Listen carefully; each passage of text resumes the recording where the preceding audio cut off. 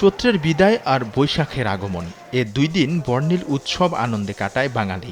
Bangla calendar অনুযায়ী আজ নববর্ষ হলেও পঞ্জিকা মতে বছরের শেষ দিন বা চৈত্র সংক্রান্ত।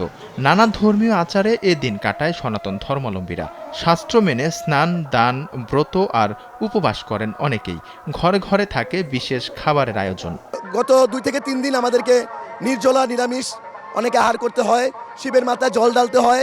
এই গাছটিকে আমরা দুধের মাধ্যমে দুধ, জল, মধু, ঘি দিয়ে আমরা ধৌত করে তারপর সেটাকে পূজার মাধ্যমে তারপর সেটাকে এখানে আমরা প্রতিস্থাপন করি। এটা বাবা বড়টা এটা তৃতীয় দাম মনে টিকা করি তৃতীয় পাই। চৈত্র সংক্রান্তির সবচেয়ে আকর্ষণীয় আয়োজনগুলোর একটি চড়ক পূজা।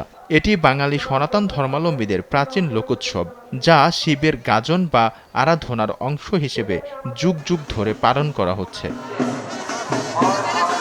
বরাবরের মতো এবারও পুরান ঢাকার শাঁখারী বাজার এলাকায় চড়ক পূজার আয়োজন করা হয়েছে।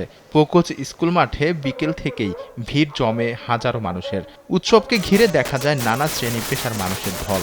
যারা এই পূজায় অংশগ্রহণ করে তারা হলো গিয়ে আপনার কঠোর সন্ন্যাসব্রত পালন করে, তাদের নিরামিষ আহার করে 1 মাস এবং ভগবান শিব শঙ্করের কাছে কিচ্ছতা সাধন করে শৈলের। বাবার কাছে চরণ দলি নিতে দর্শন করে আসি, পূজা দেখি, চড়াই ওঠে, এটা দেখে আনন্দ লাগে।